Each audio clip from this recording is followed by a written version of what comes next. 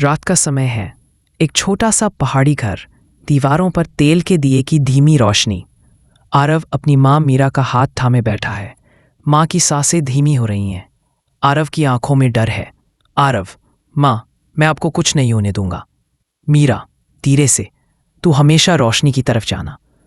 वैद्य की झोपड़ी में पुराना हस्तलिखित स्क्रॉल दिखाया जाता है। वैद्य बताता है कि ये बीमारी शरीर नहीं, आत्मा को छीनती है। सिर्फ अग्निपंख उसकी आत्मा को लौटा सकता है। आरव छत पर बैठा स्क्रॉल को देख रहा है। फीनिक्स की चमकती आकृति ऊपर, और हम जंगल को देख पाते हैं जो अंधेरे में चमक रहा है। सुबह आरव एक छोटी पोटली लेकर घर से निकलता है। कैमरा उसे जंगल में घुसते दिखाता है। पेड़ फुसफुसा रहे हैं। अचानक सामने आती है तारा, एक जादुई लोमड़ी। उसकी एक आंख नीली और एक सुनहरी है। तारा, तू बहुत छोटा है इस जंगल के लिए। आरव, पर मेरी माँ का दिल और जान मेरे साथ है। दोनों पहुंचते हैं ब्रिज ऑफ विस्पर्स के पास। एक घाटी है, पुल नहीं। हवा सवाल पूछती है, कौन सी चीज आग से ज्यादा जलती है पर देखी नहीं जा? आरव, आशा। सही जवाब। हवा से बना पुल सामने आता है। संगीत तेज होता है। आरव और लोमड़ी पुल से आगे बढ़ते हैं। आगे उन्हें उस पार एक गुफा दिखती है। गुफा के अंदर अजीब गूंज है। आरव को डर के दृश्य दिखते हैं। माँ की मौत, अकेलापन, खुद को असफल होते हुए। तारा उसे कहती है, इन डर को पार कर, तू सच्चा बनेगा। एक आवाज गूंजती है, ये तेरा भविष्य हो सकता है, जा वापस लौट जा। आरव एक पल के लिए डर गया, पर अपने आप को संभाल लेता है और कहता है, आज मुझे मेरी माँ को बचाने से कोई नहीं रोक सकता। वह झलक गायब हो जाती है और आगे का रास्ता खुलता है। आरव और तारा बाहर निकलते हैं।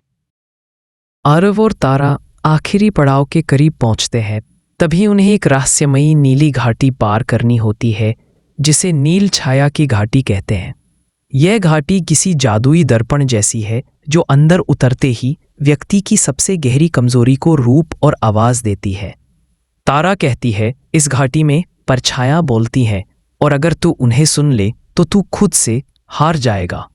जैसे ही आरव घाटी में उतरता है, धुंध से उसकी परछाई प्रकट होती है। आरव का ही एक कमजोर डरपोक रूप। ये परछाई उससे कहती है, तू तो बस एक बच्चा है, माँ को नहीं बचा पाएगा। तू डरता है, अकेला है।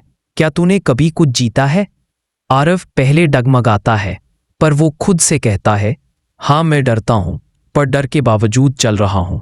यही हिम्मत है। उसकी आंखों से आंसू बहते हैं, लेकिन उसका दिल शांत हो जाता है। परछाई मुस्कराती है और नीले प्रकाश में बदलकर गायब हो जाती है। घाटी पार करने के बाद तारा कहती है, अब तू पूरी तरह तैयार है। अब मैं नहीं जा सकती। फीनिक्स का सामना अब तुझसे होगा, अकेले। आरव तारा को गले लगाता है। धन्यवाद तारा, तूने डर के बीच रोशनी दिखाई। और फिर वो पहुंचता है आखिरी पड़ाव में, जहां अग्नि पक्षी फीनिक्स उसका इंतजार कर रहा होता है। आरव आगे बढ़ता है। वहां वो देखता है काले पेड़, राख की जमीन, आसमान में लाल धुंध। हवा गर्म है, सांस लेना मुश्किल। अचानक आसमान से आता है अग्नि पक्षी फीनिक्स, विशाल पंख, आग जैसी आभा। फीनिक्स, क्या तू आग को छू सकता है? आरव, अगर उसमें माँ की सांसें हैं तो हाँ। पक्षी कहता है, त्याग दे वो याद जो सबसे प्यारी है। आरव एक सुनहरी बूंद निकालता है, बचपन में पिता की झलक। वो याद हवा में घुलती है। फीनिक्स की आंखों में सम्मान आता है। आग की लहर उठती है। आरव घबराता नहीं। उसके हाथ में पंख गिरता है, अग्निपंख, जो जलता हुआ पर ठंडा है। आरव दौड़ता है। आंधी, बारिश, अंधेरा, हाथ में पंख चमक रहा है। आरव माँ के पास पहुंचता है। उसके दिल पर पंख रखता है।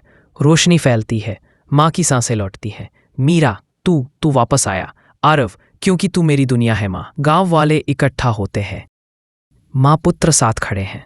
आरव के हाथ में अग्निपंख चमकता है। ऊपर आसमान में अग्नि पक्षी उड़ता है। धूप उसके पंखों से रोशनी बन जाती है। साहसी वो नहीं जो डरता नहीं, बल्कि वो है जो डर के बावजूद जलने को तैयार होता है, सिर्फ प्यार के लिए।